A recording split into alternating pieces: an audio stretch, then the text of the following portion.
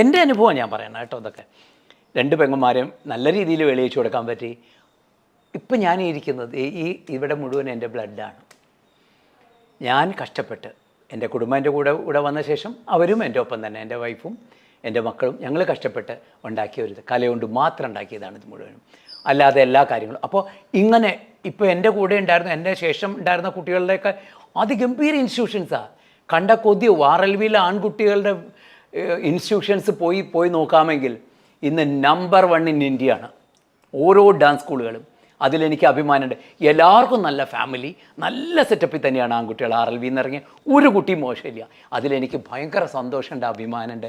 ഇപ്പോൾ അവരെല്ലാവരും പറയും, കുട്ടികളെ എന്നെ വിളിച്ച് പറയാറുണ്ട്, ആൺകുട്ടികളൊക്കെ പ്രത്യേകിച്ച് പറയും, പക്ഷേ ഇപ്പോഴും ഞങ്ങൾ ഓർക്കും കേട്ടോ, മാഷെ അങ്ങനെ ഒരു തുടക്കം കുറിച്ച്. ഒരുപക്ഷെ എൻ്റെ ഫുൾ ക്രെഡിറ്റ് അല്ല കേട്ടോ, അതൊക്കെ ഒരു നിയോഗമാണ്.